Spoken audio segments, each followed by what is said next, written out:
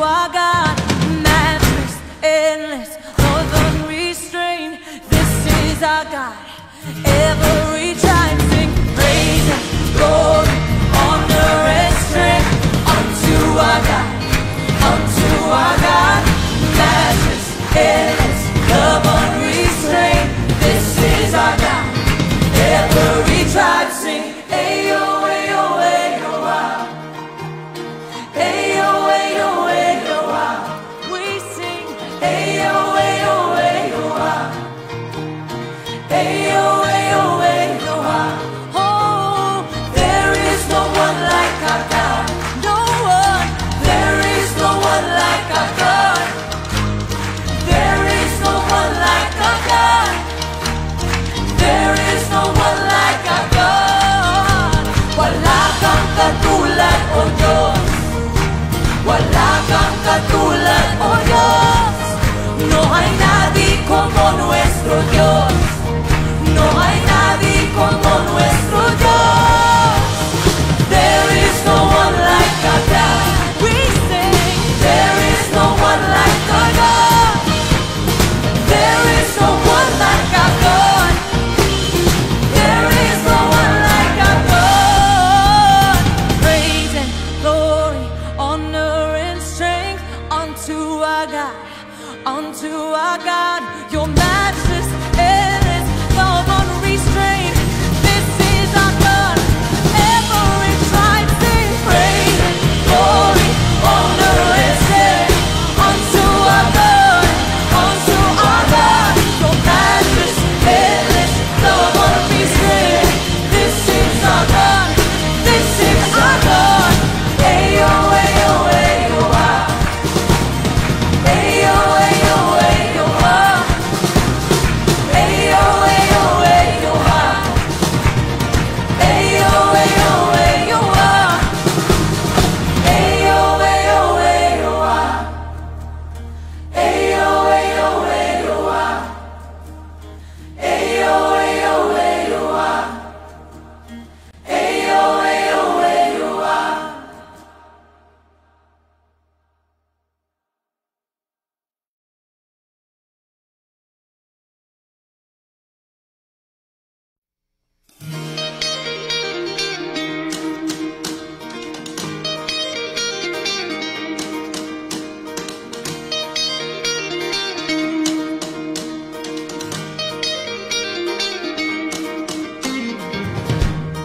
Every tribe will see your glory.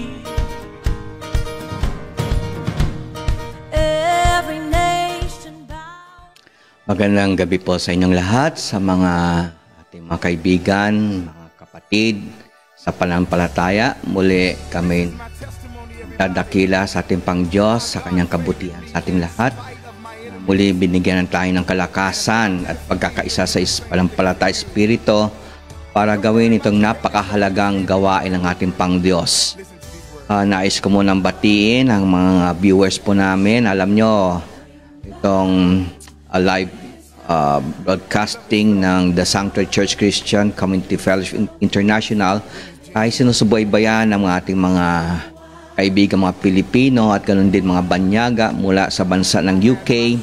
Nandiyan po ang mga Martinez family, pamilya ni Neddy at ni Azel.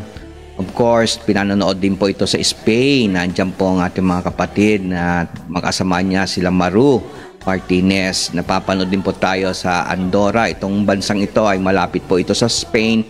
Ang mga kapatiran natin dyan ay mga kaibigan natin, ang mga nila Martinez.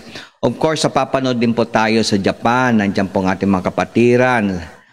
Si Rosemary Meneno. Of course, we are being watched from Riyadh.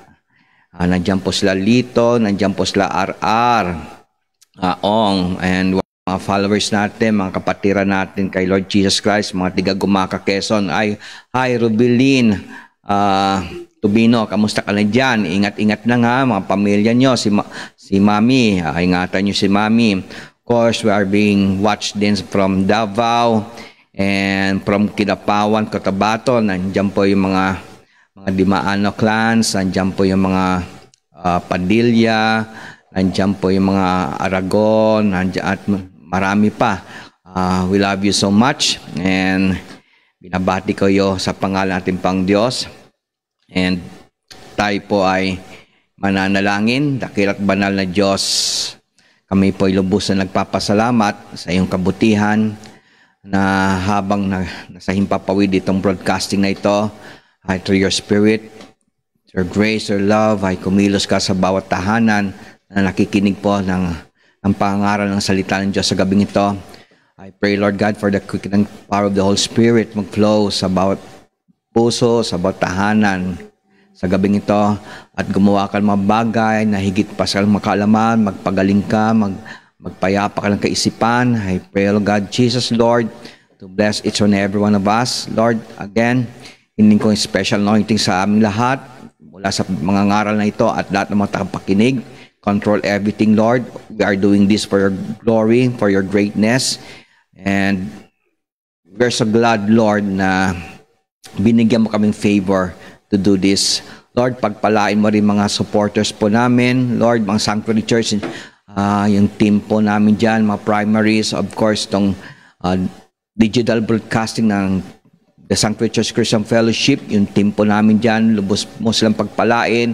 Makasamahan ko po, Lord God, sa sumdasal, lubos mo silang pagpalain at patuloy mong gamitin ang mga panalangin ng bawat isa, Lord, na makapag-draw closer to you sa mga aming pinagpe-pray, Lord, at patuloy mong iligtas sila. Itong aking samot dalangin. In Jesus' name. In Jesus' name, amen. And meron pa muli tayong mga babatiin pa mga ilan sa mga kapatiran natin. Hi, Helen, kamusta ka na dyan? Relax ka lang, no? Makakauwi ka rin. Nandiyan po siya sa may Quezon City. Mga Manyo family, mga Asinas family, mga Maria Cristina Sugkang, kamusta na kayo dyan sa Bagong Silang? Sila Richard Constantino, God bless. Mga Duguna family, mga pamilya ni Jenny Lumabi, God bless you. Tayo po ay dadako ngayon sa pangangaral ng ating Pangdiyos, and tayo po ay magbabasa ng isang talata mula sa Proverbs 11:24 to 25. Babasahin po natin to sa the Living Bible version. It is possible to give away and become richer. It is also possible to hold on too tightly and lose everything. Yes, the liberal man shall be rich by watering others. He waters himself. Praise God. God bless the mga Arayan family, sa Kahulyo at Sister Faye. Now, ako po'y mangaral sa isang mensahe na pinamagatan natin, you are created to make things better. Wala pong crisis na dapat pumigil sa isang anak ng Pangdiyos, sa isang kingdom builder, sa isang tao na nakatanggap po ng biyaya ng ating Pangdiyos. Dapat anything that we get hold of, anything anong pinagkatiwala sa atin, maaaring sa pasimula ay hindi po sa magandang kalagayan, but when we focus on them, start working with them, ang design po natin, since we're created in the image of God, is to make things better. Meron pong sinabi ang dating presidente ng United States na si Barack Obama, ang sabi niya, the best way to not feel hopelessness is to get up and do something. Alam niyo, dapat positive po tayo rito sa crisis na pinagdadaanan ng buong mundo.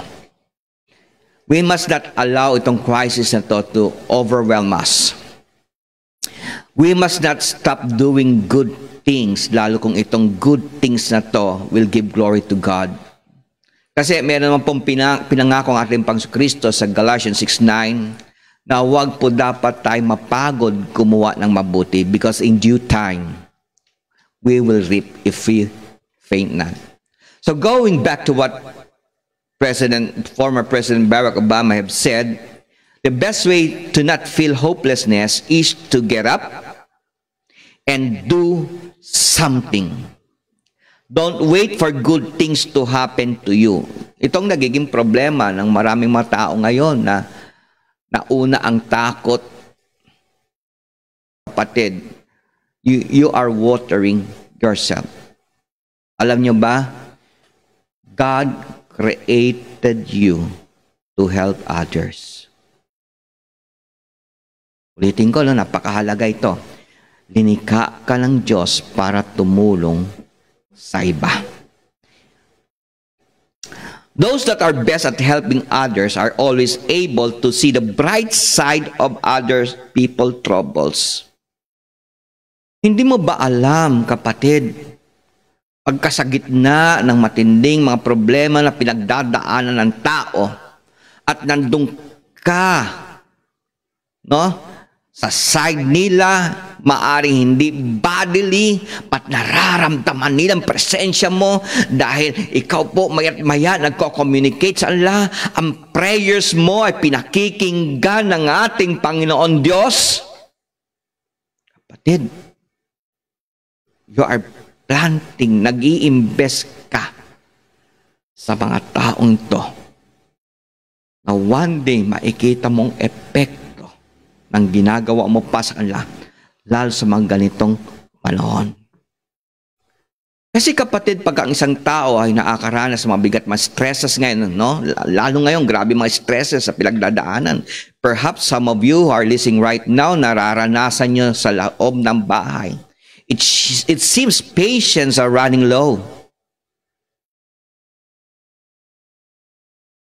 Kapatid, pagka ikaw ay nagbibigay ng pag-asa sa mga taong yon, and in turn, you are saying great things to them, positive things, hindi mo ba alam na bubuhay ng loob ang mga taong yon?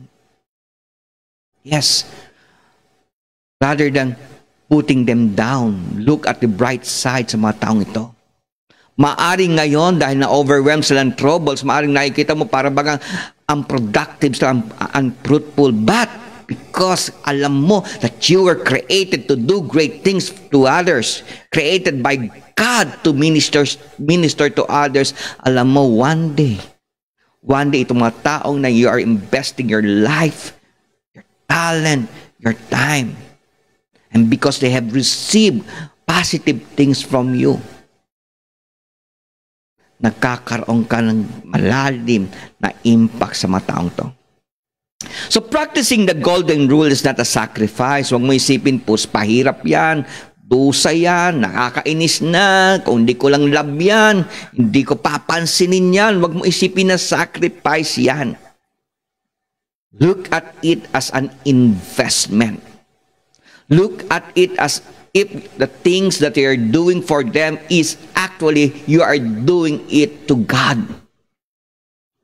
And God, who reads your heart, will bless you more than what you possess right now. Sa ating lahat, maaring pagod ka na dahil mismo ikaw, you're feeling that pressure, that heaviness. And the things that is happening around you is opposite of what you are hoping for. Keep holding on to your faith, brother and sister. Don't give until it hurts. Don't give up until those negative things that wanted to control your mind will turn to good feelings. Destroy those negative things in your mind. Let your purpose remove those negative things in your mind. Let your understanding of who God is and your importance in God's kingdom remove all those negative, distorted things in your mind. Overcome them with the love that comes from God through His Holy Spirit, and continue in ministering to others, especially those who are hopeless right now. Those who para bagang na-stand sila na ang hinahirapan na kumilos. Those kapatid, yung mga together with you. But what we do for others is timeless. What I gave, I have. What I spent, I had. No? Pag kami binigay ka, sa'yo pa rin yan. Babalik yan dahil investment yan. But kung anong ginastos mo para sa sarili mo, mawawala yan. So what? Sabi ng old epitaph, ang sabi niyan, what I have, what I spent, I had. What I kept, I lost. So share love, share mercy, share compassion right now. Again, people needs the Lord. You were created to become a leader. Lead many people to God. Okay? And start praying for them, teaching them, so that they would understand to their purpose. That they would also return to God's original design for them. Because only then their prayers will become acceptable to God. Only then their faith will become acceptable to God. Only then they will become fruitful and multiply. And in turn will lead others to Jesus Christ also. So no man is more deceived than the selfish man. Yung mga selfish, alam, pinakalinlang. Kasi ayaw ni Satan na meron kang tinutulungan. Satan doesn't want you to help others. Satan doesn't want you to minister to others. So when you stop ministering to others because this crisis overtaken you, has control hold of you, you are the most deceived person. Quoting Calvin Coolidge, ang sabi niya, no man was ever honored for what he received. Walang honor matatanggap, yung mga tao tanggap lang ng tanggap ng awa, tanggap ng forgiveness, tanggap lamang ng habag. Walang honor. Ang may honor ay yung nagbibigay ng forgiveness, ng mercy, ng grace, ng tulong. Ito yung mataong ino-honor. So, Calvin Coolidge said, no man was ever honored for what he received. Honor has been the reward for what he gave. Those who give are people that will be honored. But those who receive no honor will be given to them.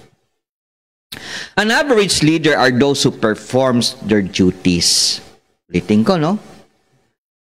Ang buti ni Lord sa mga binibigay niya mga salita sa atin. An average leader are those who performs their duties and responsibilities. Ito yung mga average na leader. They just perform their duties and responsibilities. But excellent leaders are the one, number one, write this. Excellent, ulitin ko, no, napakahalaga. Yung mga average leaders, they just perform their duties and responsibility. Because they will tell people around them, trabaho ko to trabaho ko lang ito.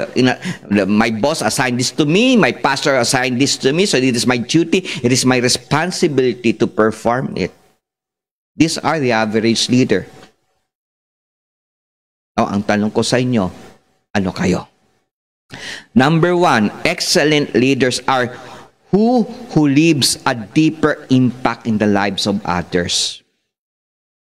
Pagka ikaw ang leader na malalim yung iniiwan mong remembrance of what you have done to them, to the point what you did, what you have done to them, they will pay it forward. So, what you did is that you have lived or left a deep impact in the lives of others. And I can say to you right now this evening, you are an excellent leader.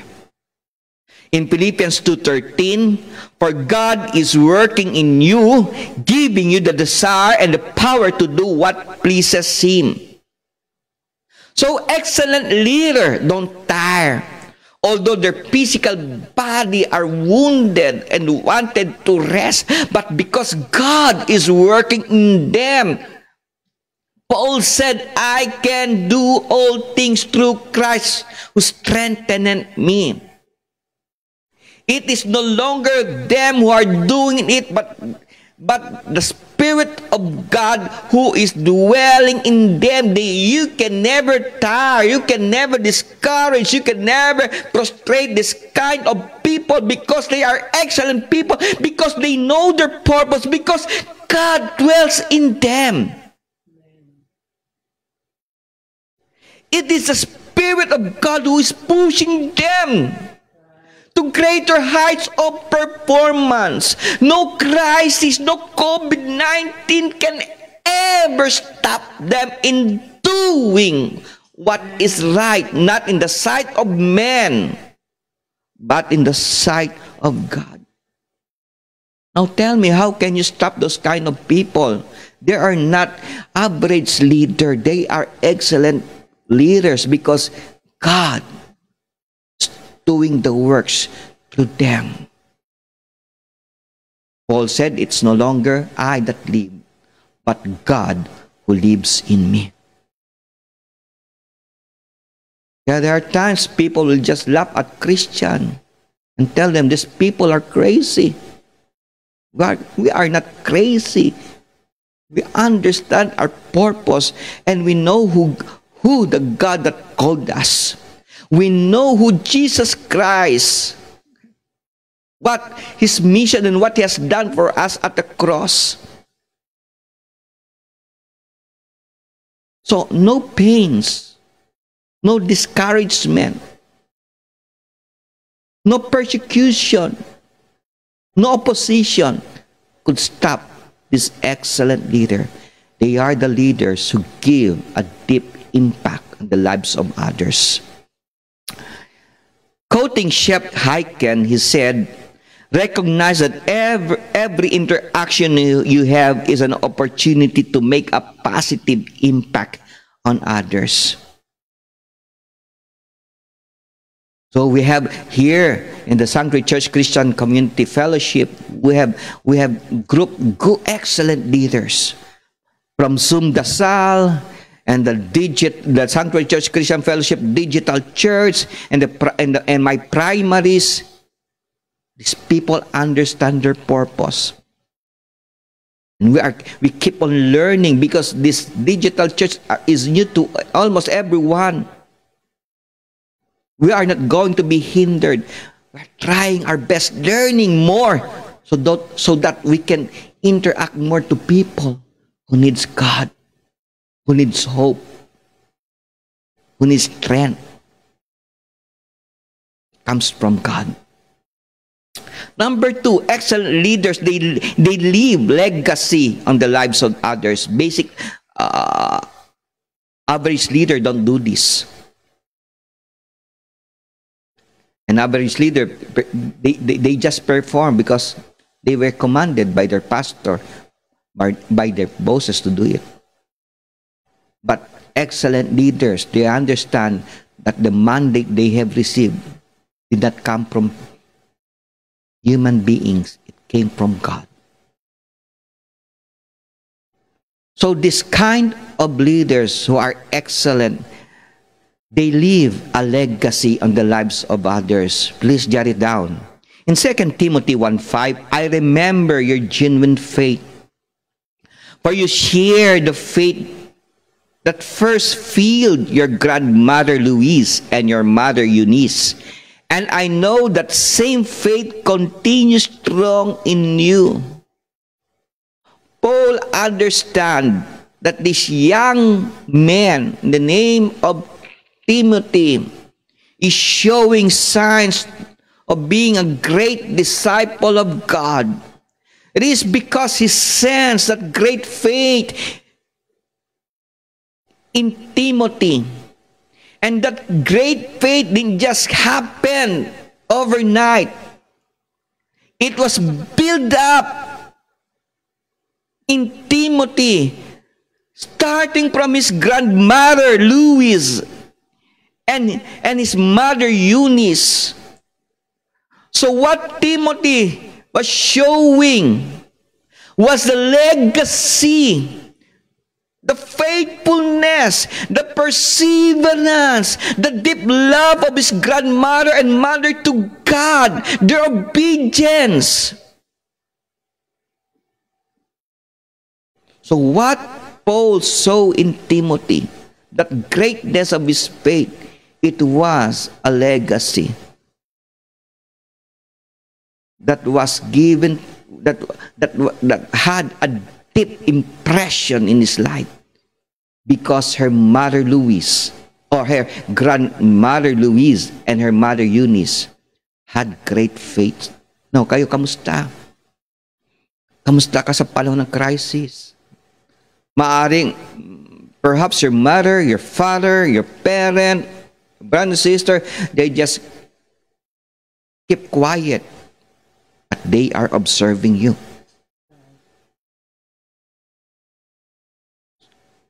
Sooner, if not later, this crisis will end. And they know if you have kept your faith. And they know if you have fight for your faith. Especially if your family are not united in one faith, one Lord, one baptism. Now, how can you expect them to possess that kind of faith if you have not kept your faith in moments like this, in time of crisis? Brother and sister, I want you to choose faith over fear. Again, telling you this, I want you to choose faith over fear. You know what? I want you to understand this. God's kingdom has its rules and regulation.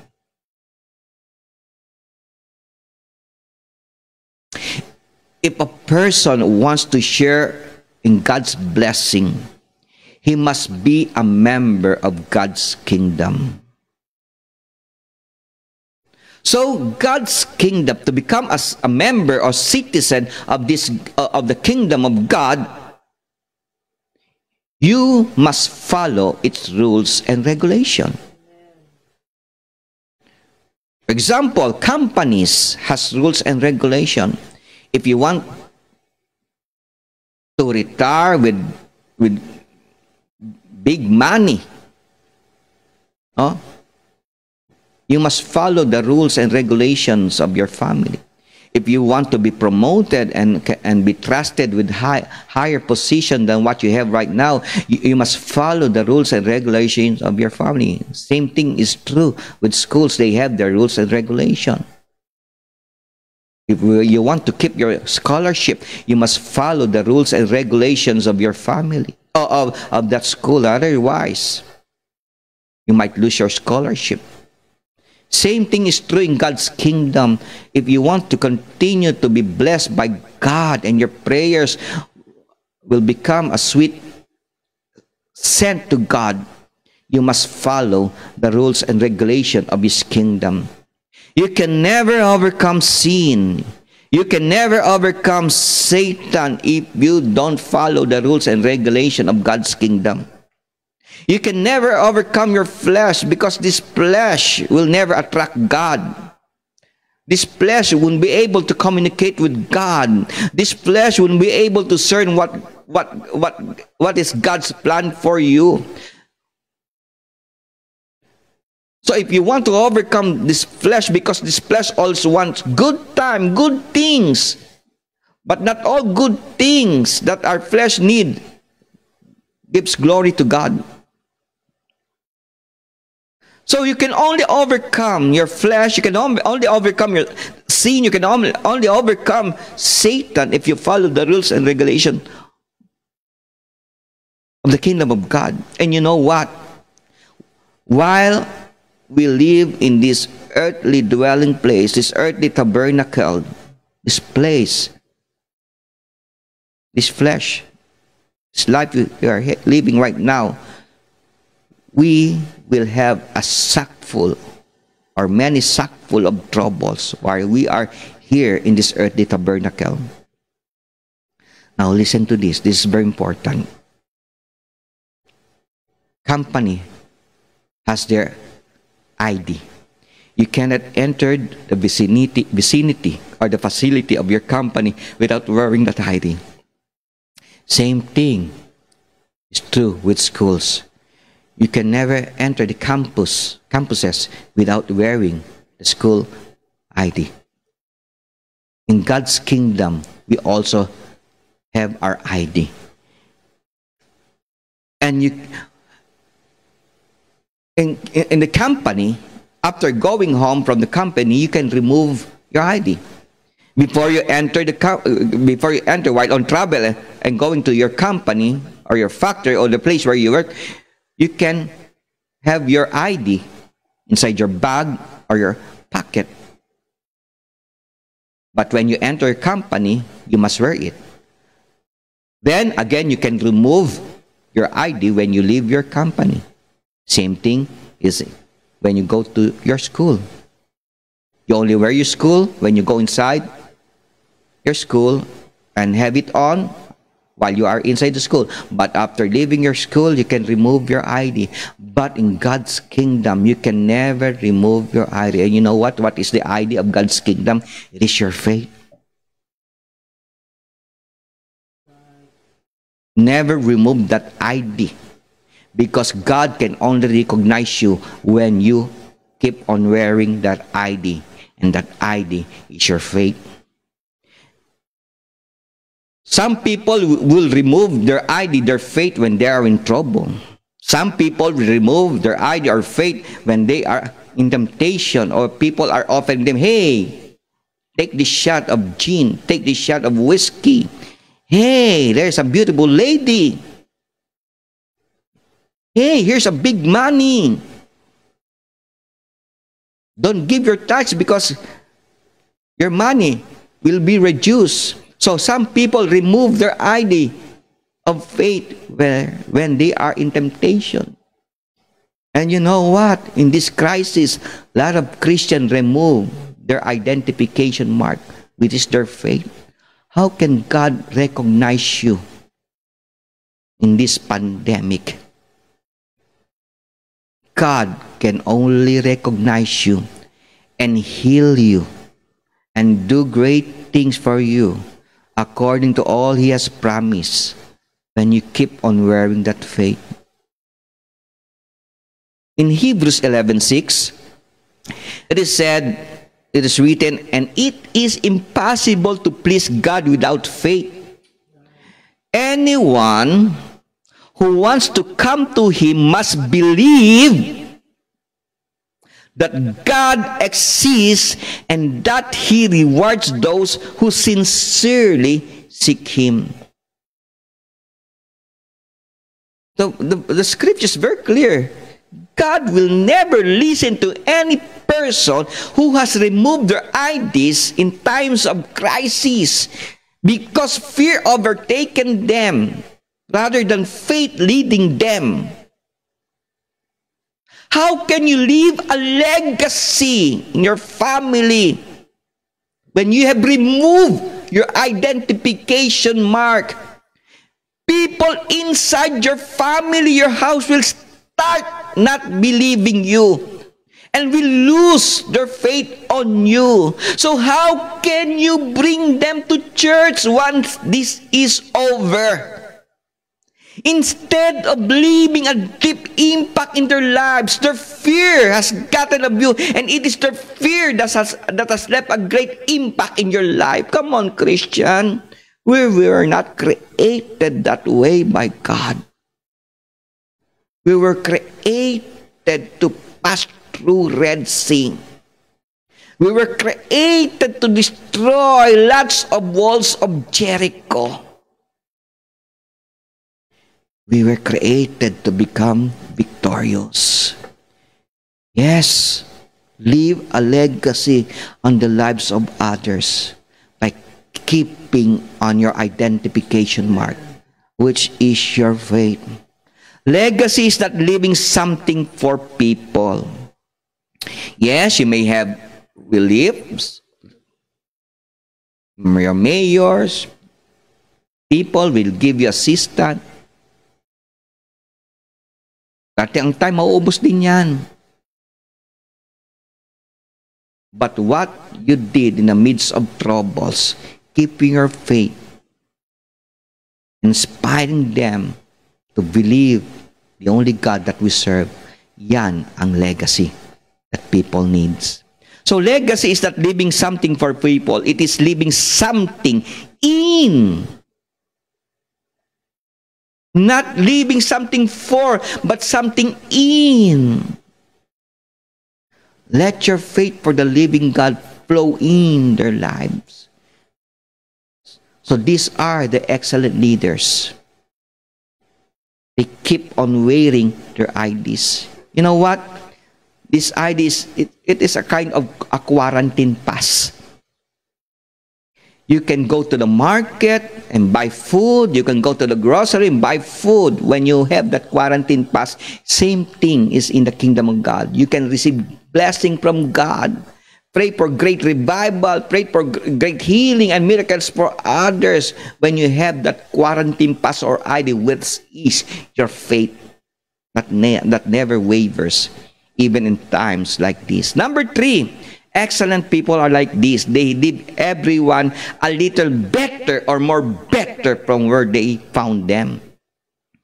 Hindi yon matapos mapakilalang tao, kung masama siya, lalong sumama pa.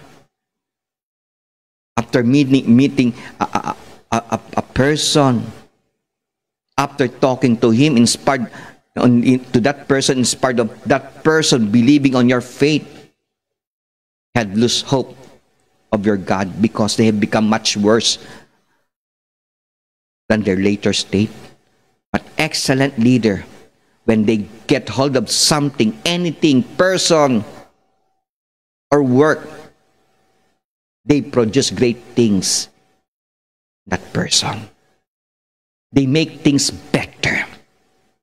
They bring light to every homes. They bring hope to every person. These are the excellent leader. Again, I want to read this and please write it in your notebook. This excellent leader, they leave everyone a little better or more better from when they found them. Wow, glory be to God. Leadership is about making others better. According to this is how the Harvard Business School define what is leadership. So according to this Harvard Business School of leadership, the definition of leadership, they said leadership is about making others better as a result of your presence and making sure that impacts last in your absence, even you have been gone for many days or many hours, many days, many weeks, many years, or even have passed away. Your influence have outlasted you because you make things better than what they were before. I want to challenge you right now. Are you making greater things in your present situation right now? From hopelessness, you're having great faith to God right now. Hopelessness. The Bible says something like this, great joy. Are you feeling that great joy right now? Because you believe on God rather than what you are seeing? That's faith. Great leaders don't lose hope because they keep on believing God. And I believe as you are, keep on wearing that ID, God will perform greatly in your life and through your life. So let's review it. Number 1, excellent leaders are leaders who leaves deep impact in the lives of others.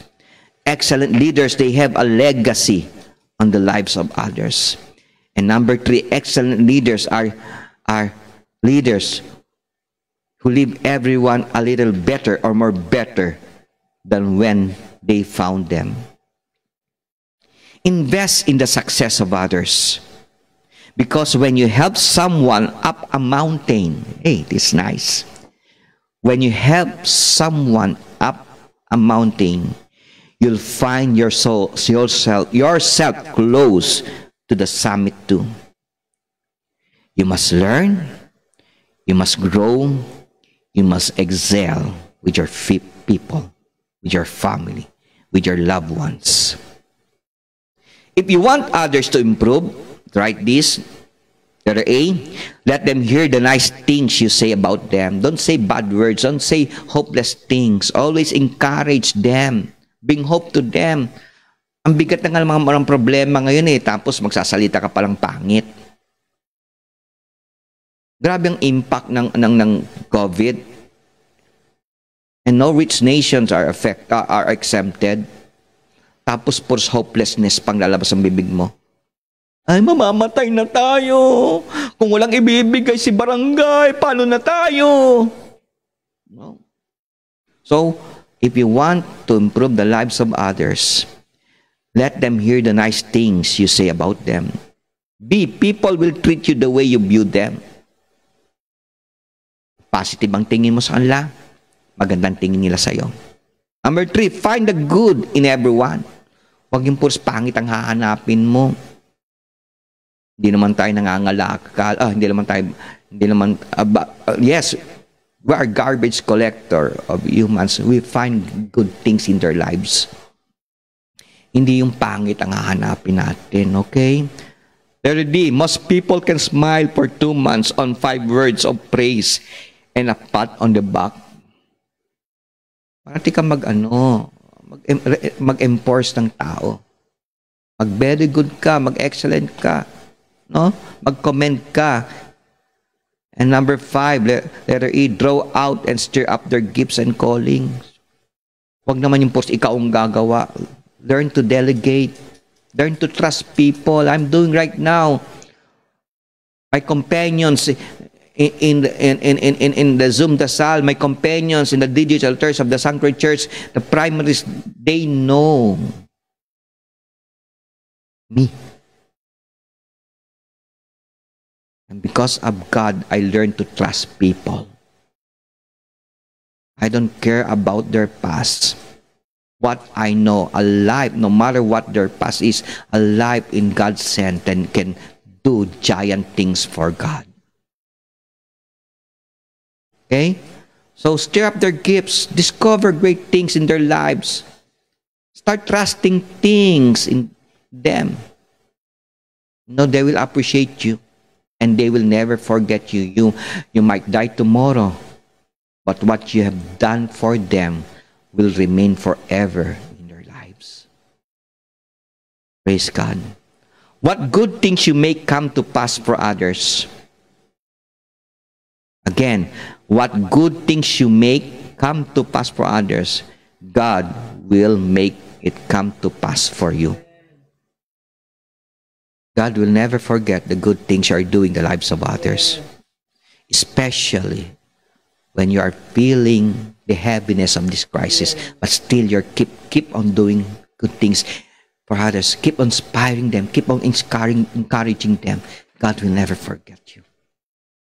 And I believe your desires will come to pass. And you will enjoy it. In Proverbs, in Ephesians 6 verse 8, remember that the Lord will reward each one of us for the good we do, whether we are slaves or free. God will never forget your good deeds, especially when done in the name of Jesus Christ. God will never forget you. Remember King Hezekiah? Because of that wonderful things he had done in the past, God added another 15 years in his life. God will do the same or even greater things for you. You're sick right now. You feel hopeless. But because you have done great things in the lives of others, God will remember those things. Just keep on believing in God. Nothing will go to waste when done in the name of Jesus Christ. Whatever good things we build end up building us. Again, this is nice. Whatever good things we build end up building us. You grow spiritually to the extent that you give out. By giving out, you create more rooms to grow on the inside. The more things you do for others, the greater you are making bigger the storage in your life to receive greater things from God. But when you do things, little things to other, you are reducing the storage that is in your life. So you can only receive few things from God. And if you do all things for yourself, you are removing all storage in your life, that nothing will be received from God. So do greater things for others so that you can build greater, bigger storage in your life to be filled with God's goodness in your life. Amen? Believe it. In Proverbs 9 verse 9, instruct the wise, and they will be even wiser. Teach the righteous, and they will learn even more. So, these are the great and excellent leaders. What is item number 3? They leave everyone a little better or more better from when they found them. This is what Proverbs 9:9 is telling us. When you are entrusted with something, make a great thing out of it. It could be a ministry, it could be a life. That is how excellent leaders perform. They make greater things out of small things. Amen? Listen to this. You may be the only Bible some people will ever read. Yes? Especially before this pandemic. Few people read the Bible. But what I'm telling you right now, people might be reading your life more than the time they spent in reading the Bible.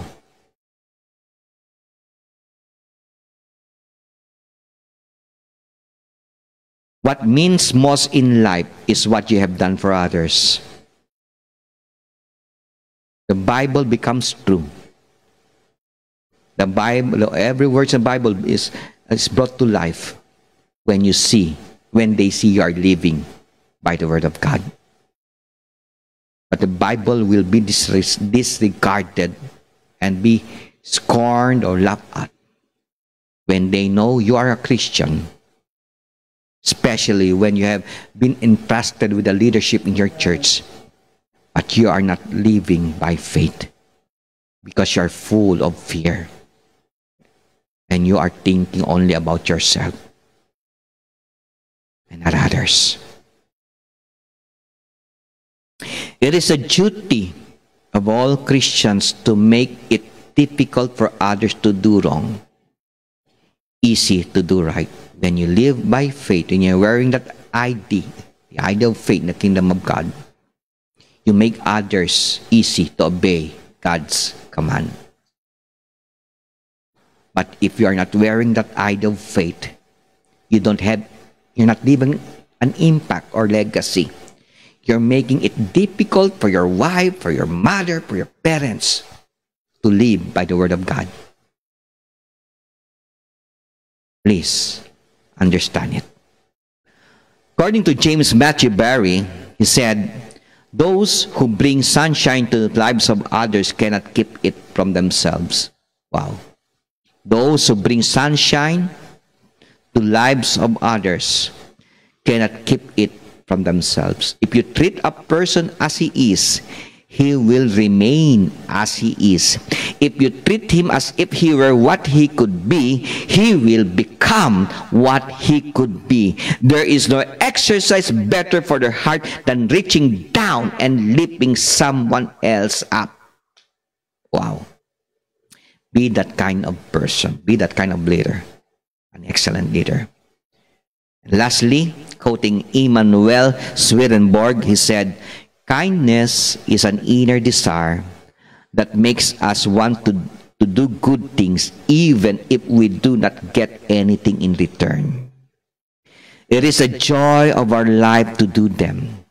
When we do good things from this inner desire, there is kindness in everything we think, say, want, and do.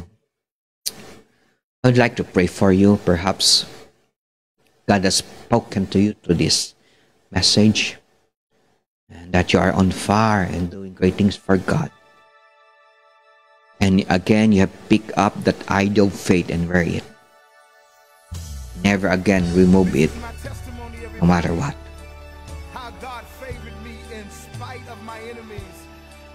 And also, I want to pray for those who are sick right now. Mark Maday and his friends will be praying for you right now. If you want to receive Jesus Christ right now, I would like to pray for you. Please close your eyes. Hold your gadget, your laptop, or your cell phone. And follow me. Say these words too. Those who want to receive Jesus Christ out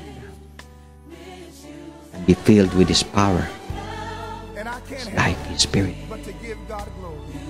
Say this prayer. Lord, follow after me.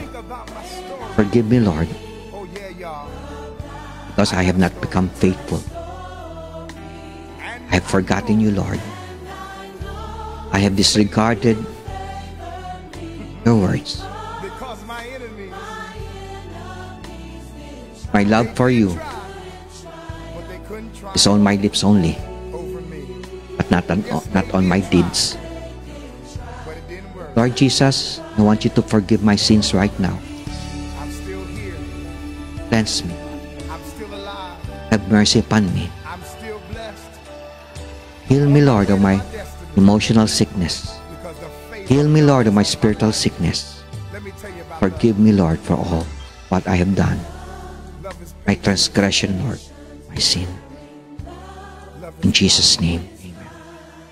And those who are sick right now, I would like to pray for you. Believe, have faith. Believe that God can heal you right now. Perhaps you are emotionally sick, physically sick, mentally sick. I would like to pray for you right now. Then hold your cell phone, believe on God. Father, Lord, I pray for those who are sick right now, emotionally, spiritually, mentally, Lord. I pray for healing comes from you. You have said, by your stripes you are healed. I command healing to Brother Mark and his friends. You know their name. I might have forgotten their names, but you remember it, Lord. I command miracles in their life. And I pray, Father, Lord, after you have forgiven those who have accepted you, and after you have healed all those who need healing right now, I pray, Lord God, after the grace I have received right now, they would start to minister unto others. They would start to become a kingdom builder right now, doing great things for your kingdom. In thy name of Jesus Christ, we thank you, Lord God.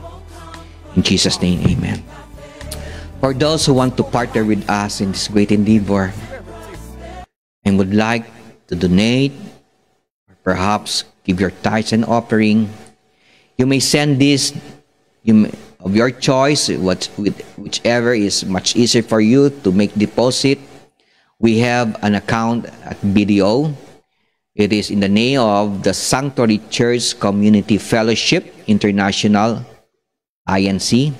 The account number is 0027-201-79171. Again, 0027-201-79171. In the name of the Sanctuary Church Community Fellowship International, INC. It's BDO located at Novaliches, Milagro. But if it will be easier for you to deposit to PNB, then you can use my account name, Her Victor Di Maano. That is my name, a beautiful name, isn't it? Its account number is 110970002345. Again, 110970002345. And I would like to greet our viewers. I pray for God's blessing over you and the blood of Jesus Christ over you. Roma Florderisa Carino, God bless you, kapatid. Rio del Rosario, the Cabrera family. Lori Vanez, what's this? Grenien. Jane Edora Gihoran, Ronaldo Remedios, Cel Aderos. Kamusta kayo mga kapatid, mga mahal ni Lord? Si Rica Mendoza, nasa Jordan siya. God bless you, anak. Ma'am Marilu Agustin, Maria Cristina, and his son. What is the name of his son? I'm sorry. Ishan. Hi, Ishan. How are you, Ishan? Arnold Lunes. Wow. Yes, we have this lady with us last Sunday. Victoria. We have the same name. We are both victorious. My name is Victor. No? So, dapat vibes tayo, dapat teamwork tayo, ha? Victoria, a friend of Basel. Mayla Buendia, happy birthday! Wow, God bless you. Just send your cake through Facebook, ha? Or even the picture. Rose, MJ. Hi, MJ. Kamusta ka na, Rose? My friend. Cheryl Carino. Carby and the Manyo family, Leia Rose, Gilbert Agkawili. I think they are from the northern part of Luzon. Micah Redaya, Leo Superal Jr., Richard Del Cruz, kamusta ka na? April Asinas, Jericho Baban, the Guna family. Hi, Ezra Arlene, my loves. Rona and Hosea, how are you, my loves? Elo Wills, Eliza Herrera, Laksamana, and Brother Mark Maday. See you soon, Brother Mark Maday. Didit Martinez, how are you? Renato Macariola, Reynaldo Campo, Daday Geraldine Dosal, Flores, Miguel Laksamana, Sir Ben Vargas. He is my supervisor when we were working, I think 40 years ago at Dynetics Dynasema. He is in the United States right now. He is a good man. Hi, Sir Ben Vargas. Love you. Edeline Oola, Estrella, the Gia family. Melanie, how are you, Melanie? See you on Thursday. Chris Giab, Luz Piasan, Pastor Lowen Clemente Tagnon. How are you, Pastor? Brother Art Adriano and the family, God bless you. Brother Art, Susana Pagirigan, God bless you. And Ligenhart. What's this? Ligenhart Guevara. So, we thank you for listening to this broadcasting. We thank you for following us. And I pray that we would be partner in making this live broadcasting continue in a very heavenly mission. Thank you for your support. Let us pray. Father, Lord God, we are so grateful for all the things you have done for us. Thank you for the message.